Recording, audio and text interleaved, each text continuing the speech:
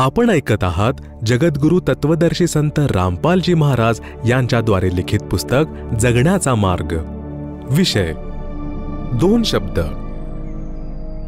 प्राण्याच्या जीवन यात्रेचा प्रारंभ जन्मापासून होतो. त्याचे गंतव्यस्थान निर्धारित असते. इथे या पवित्र पुस्तकामध्ये मानवी जीवनाच्या प्रवासाच्या मार्गाचे विस्तारपूर्वक वर्णन आहे. मानवाचे म्हणजे स्त्री किंवा पुरुष यांचे अंतिम उद्दिष्ट मोक्ष प्राप्ती आहे. त्याच्या मार्गामध्ये पाप तसेच पुण्यकर्मांचे खड्डे तसेच काटे आहेत. आपल्याला आश्चर्य वाटेल की पाप कर्म तर बाधक असतात, पुण्य तर सुखदायक असतात. यांना खड्डे म्हणणे योग्य नाही.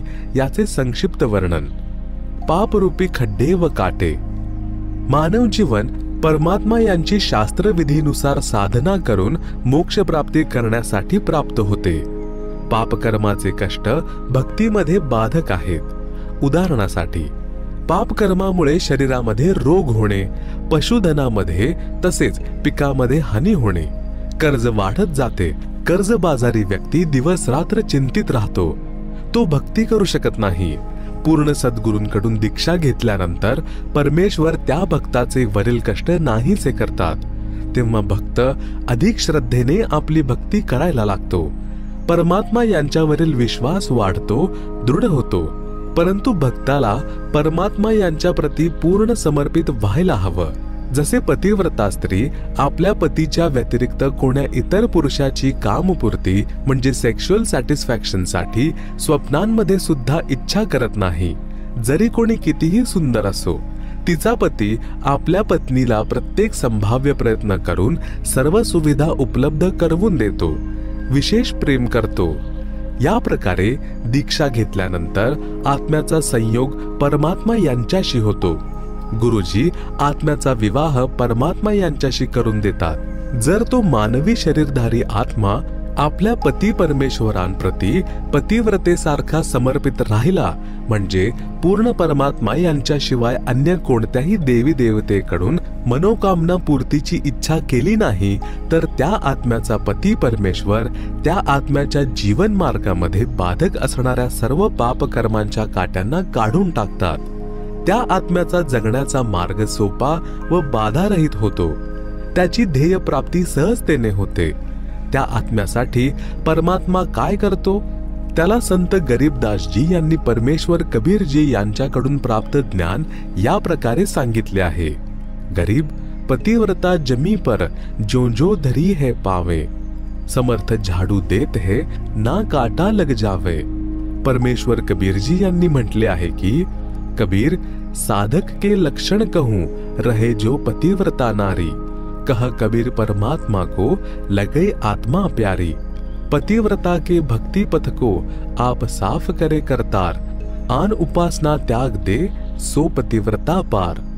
भक्ती केल्याने पाप नष्ट होऊन जातात, जे भक्तीच्या मार्गात अडथळे बनतात. कबीर जब ही सत्य नाम हृदय धरो भयो पाप को नाश, जैसे चिंगारी अग्नि की पडे पुराने घास. यासाठी पूर्ण गुरूंकडून दीक्षा घेऊन प्रत्येक स्त्री पुरुष 3 वर्षांनंतरचे बालक, तरुण व वृद्धांनी भक्ती अवश्य केली पाहिजे.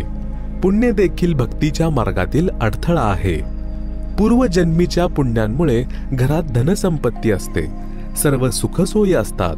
कुणाला राजपद प्राप्त होते, जे भक्तीमध्ये अडथळा आहे. ते सुख त्याला परमात्मा यांच्यापासून खूप म्हणजे कित्येक किलोमीटर दूर नेते. असे सुख सुद्धा जगण्याच्या मार्गातील अडथळा आहे. परमात्मा प्राप्तीच्या ध्येयाला दूर करून टाकते. कबीर सुख के माथे पत्थर पडो नाम हृदय से जावे, बलिहारी वा दुख के जो पल पल नाम रटावे. एका श्रीमंत आणि राजपदावरील व्यक्तीला परमात्मा यांची कथा ऐकवण्याचा प्रयत्न करून पहा. त्याला बिलकुल आवड निर्माण होणार नाही. दुसरीकडे पापकर्माची फळे भोगत असलेल्या व्यक्तीला परमात्मा यांची चर्चा ऐकवा. त्याला सांगा की परमात्मा सर्व कष्ट दूर करतो. तुम्ही परमात्मांची भक्ती करत जा. बघा, आपल्या गावातील अमुक व्यक्ती त्या संतांकडून नामदीक्षा घेऊन सुखी झाला. तो सुद्धा तुमच्यासारखाच दुःखी होता. तर तो दुःखी व्यक्ती भक्ती मार्गाला लागतो. त्याच्यासाठी ते दुःख वरदान बनले. जो सुखी आहे त्याला कसे समजावून सांगावे? त्याच्याजवळ तर पुण्याची मलई पुरेशी आहे. ती धनवान व्यक्ती आपले सर्व पुण्य खाऊन खर्च करून रिता होऊन तसेच पापांनी भरलेली मालगाडी भरून मृत्यू पश्चात परमात्मा यांच्या दरबारात उदास होत भयभीत होऊन जाईल. कुत्रा, गाढव, डुकराचा जन्म प्राप्त करेल. त्याच्या उलट दुःखी गरीब व्यक्ती परमात्मा यांची भक्ती करून दानधर्म करून वर्तमान जीवनातही सुखी होईल. पापकर्मांपासून वाचून पुण्याची मालगाडी भरून भक्तिरूपी धनाने युक्त होऊन परमात्मा यांच्या दरबारात निर्भयपणे जाईल. परमात्मा त्याला हृदयाशी कवटाळतील. त्या भक्ताला मोक्ष देऊन कायमचा सुखी करतील. जर धनवान राजपद प्राप्त सुखी व्यक्ती सुद्धा भक्ती मार्गाला लागला तर त्याच्याकडे इतर सुख तर आहेतच, मोक्ष होण्यास कुठलीच अडचण नाही. प्रश्न: एक सज्जन पुरुष म्हणाला की मी कोणतेही व्यसन करीत नाही, सर्व वाईट गोष्टींपासून लांब आहे. दुसऱ्याच्या बहिणी मुलींना आपले समजतो, कोणतेही पाप करीत नाही. मला भक्तीची काहीही आवश्यकता नाही. मी सत्संगाला अशा स्त्री पुरुषांना जाताना पाहिले आहे जे सर्व वाईट काम करत होते, बदनाम होते. उत्तर: जशी 2 एकर जमीन आहे, 1 एकर जमीन नांगरून तयार केली आहे, म्हणजेच तेथील झाडे झुडपे गवत कापून नांगर किंवा ट्रॅक्टरने नांगरणी म्हणजे मशागत करून स्वच्छ करून ठेवली आहे आणि बी पेरले नाही. दुसऱ्या एकरात सर्व तण, झाडे झुडपे आणि गवत वाढलं आहे, तर दोन्ही व्यर्थ आहेत. जर दुसऱ्या एकरात कोणी नांगरून व स्वच्छ करून गहू पेरला आणि अगोदर तयार करून ठेवलेल्या एकरात काहीही न पेरल्यास दुसरा पहिल्यापेक्षा म्हणजे ज्यामध्ये साफसफाई करून काहीही पेरले नाही त्यापेक्षा कितीतरी पटींनी उपयोगी म्हणजे चांगले आहे, जे तयार करून तसेच सोडून दिलं, बीज पेरलं नाही. यासाठी जर तुम्ही दोष विकारांपासून मुक्त असाल तर आपल्याला भक्तीचे बीज पेरावे लागेल. तेव्हाच आपल्याला शरीररूपी जमिनीचा लाभ होईल. जे वाईटपणा करत होते त्यांना ज्ञान झाले आणि वाईटपणा सोडून भक्ती करत आहेत, तर त्यांनी आपला जगण्याचा मार्ग बदलला, स्वच्छ केला, ध्येय जवळ आले. आपण पुढे ऐकाल की एका वेश्येने परमेश्वर कबीरजी यांचा सत्संग ऐकला आणि आपला मार्ग बदलला. नामदीक्षा घेऊन सत्संगात जाऊ लागली. नगरातील लोकांना चांगले वाटले नाही. आपसात कुजबूज करून गोष्टी करायला लागले की कबीराच्या सत्संगामध्ये बदनाम स्त्रिया जातात, ते चांगले संत नाहीत. सर्व असेच लोक जोडपे त्याच्या सत्संगामध्ये जातात. आपल्या बहिणी मुलींना तिथे जाऊ देऊ नका. लोकांचे असे विचार ऐकून काही भक्त देखील गुरुजींसोबत गावातील लोकांची भाषा बोलू लागले. तेव्हा परमेश्वर कबीरजी म्हणाले की कुष्टी हो संत बंदगी कीजिए, जे हो वैश्या को प्रभु विश्वास चरणचित दीजिए. भावार्थ: जर एखाद्या भक्ताला कुष्ठरोग असेल आणि तो भक्ती करायला लागला तर भक्त समाजाने त्याची घृणा करायला नाही पाहिजे. त्यांना प्रणाम करा जसे इतर भक्तांना करता. त्यांचा सन्मान करायला हवा. त्यांना प्रोत्साहन दिले पाहिजे. भक्ती केल्याने त्यांचे जीवन सफल होईल, रोग पण बरा होऊन जाईल. याच प्रकारे कोणत्या वेश्या मुलीला भगिनीला प्रेरणा झाली भक्ती करण्याची, सत्संगामध्ये येण्याची, तर तिला परमेश्वरांवर विश्वास झाला आहे. तिने सत्संग विचार ऐकले तर वाईट प्रवृत्ती देखील सुटेल, तिचे कल्याण होईल. समाजामधून वाईट गोष्टी निघून जातील. जर ती सत्संगामध्ये आलीच नाही तर तिला आपल्या पापकर्मांची जाणीव कशी होणार? जसे मळलेले वस्त्र पाणी तसेच साबणाच्या संपर्कामध्ये आले नाही तर निर्मळ कसे होणार? म्हणूनच अशी बदनाम स्त्री पण भक्ती करत असेल तर तिला आपण विशेष आदराने बोलवावे, जेणेकरून तिला सत्संगामध्ये येण्यासाठी संकोच वाटणार नाही. जर तिला थांबवले तर आपण पापाचे भागीदारी बनाल.